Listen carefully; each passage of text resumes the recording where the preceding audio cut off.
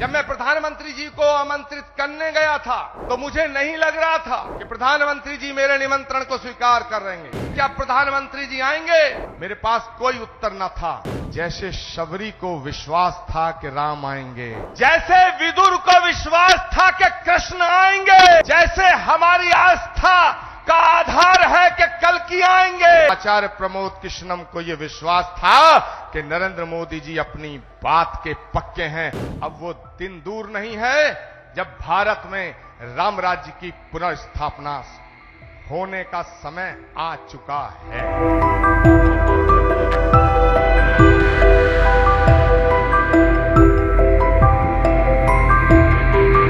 ये कल की धाम, श्री कल की धाम जहां भगवान आएगा, आज श्री कल की धाम की आधारशिला माननीय प्रधानमंत्री जी के कर कमलों द्वारा स्थापित हो चुकी है।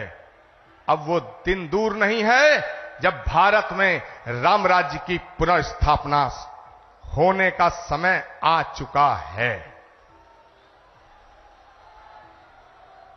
एक बात कहते हुए अपनी वाणी को विराम दूंगा। जब मैं प्रधानमंत्री जी को आमंत्रित करने गया था तो मुझे नहीं लग रहा था कि प्रधानमंत्री जी मेरे निमंत्रण को स्वीकार कर लेंगे।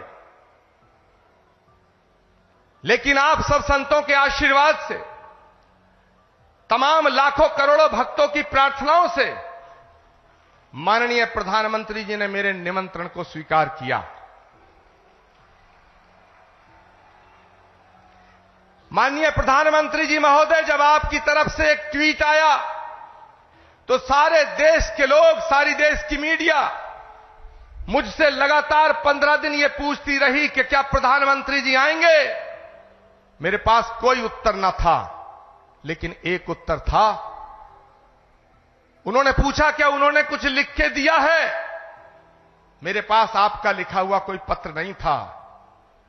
मैंने उस उत्तर में सिर्फ इतना कहा, जैसे शबरी को विश्वास था कि राम आएंगे,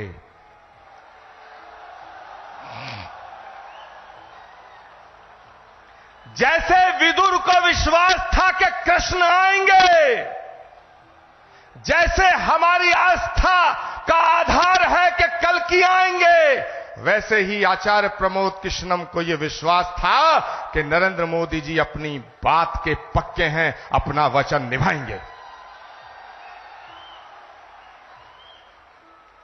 माननीय प्रधानमंत्री जी महोदय, भगवान कृष्ण के ज्ञान योग, कर्म योग, भक्ति योग, अगर हम तीनों को एक साथ रख के जब हम इमेजिन करते हैं तो भगवान कृष्ण के भक्ति योग, कर्म योग और ज्ञान योग जब तीनों एक जगह मिलते हैं तो एक तस्वीर बनती है, और वो तस्वीर भारत के प्रधानमंत्री नरेंद्र मोदी की बनती है।